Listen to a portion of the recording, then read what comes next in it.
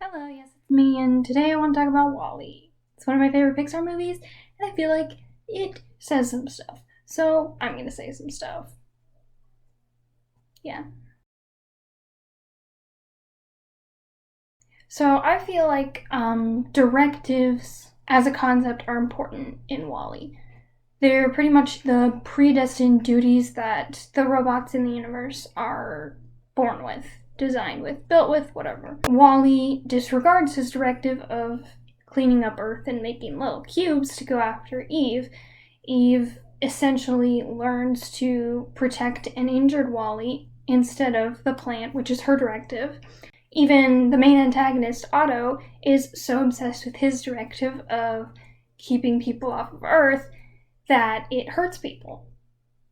And the robots in the repair wing even have lost track of their directive and therefore feel so compelled to forge a bond with WALL-E. Even Mo, the little cleaning robot, is so devoted to his directive of cleaning that he gets stuck in the doors of the airlock, unintentionally saving WALL-E and Eve. So you could say that the robots in this movie have these enforced directives or duties that they are meant to be devoted to, but the plot happens when they stray from them.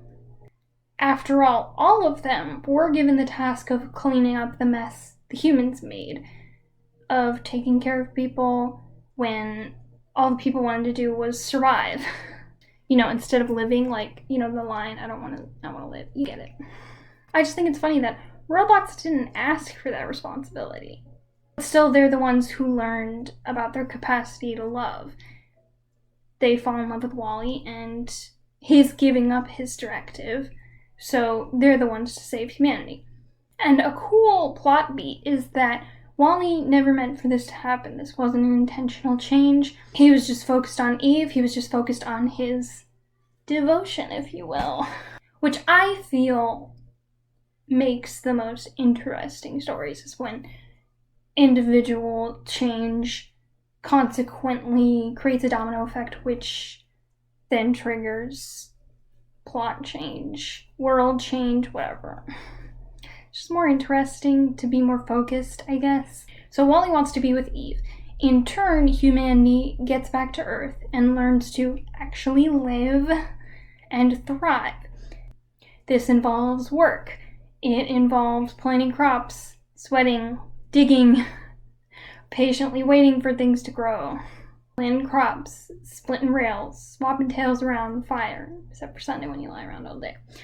Work and patience are not something these people have known for a really long time, similar to how the robots didn't know about love for a really long time. Work and patience are something that the robots did know. They've been gathering trash, cutting hair, serving food, and so through time and patience, the humans, like the robots, can learn to love again. Maybe this theory sort of is contradicted by the framing device the movie has of the Hello Dolly musical, because you have a major event for WALL-E being him seeing the scene of the lyrics literally saying it only takes a moment to fall in love. But you could argue that that sentiment is only referring to falling in love, not necessarily realizing you have the capacity to love. We already see some of this concept with the two humans, John and... I forgot her name. It was something really basic. It was like Sarah or something. That woman,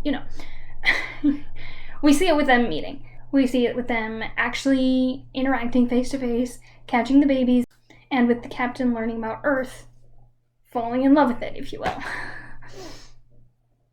All of that was born of pure, unadulterated curiosity and compassion.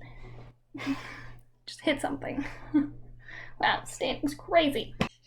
It wasn't something imposed upon them. It was a conscious choice.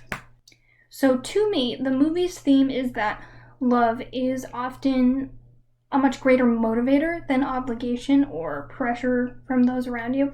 And it's so great that it reached robots, which are, especially in literary terms, the most stereotypical, unlovable things in existence. So it's always been my interpretation that the environmentalist message of the movie, yes, is there, but it's not like the overarching umbrella that pulls everything together. Because, to be honest, that's kind of boring. I think you can apply this theme to everyday life in a variety of ways. It could mean we need to enjoy life to the fullest instead of only focusing on commercial or professional success.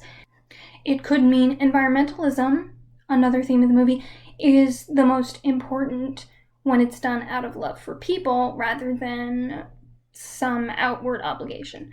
It could mean the only way to break free of a destiny determined for you by someone else is through a good support system.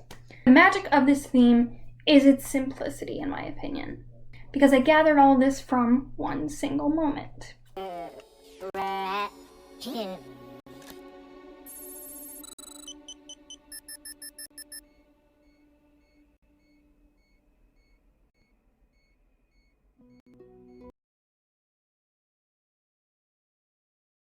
Directives.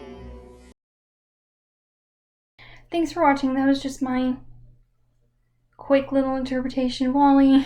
Tell me what you think in the comments. But don't be mean, because I'll cry.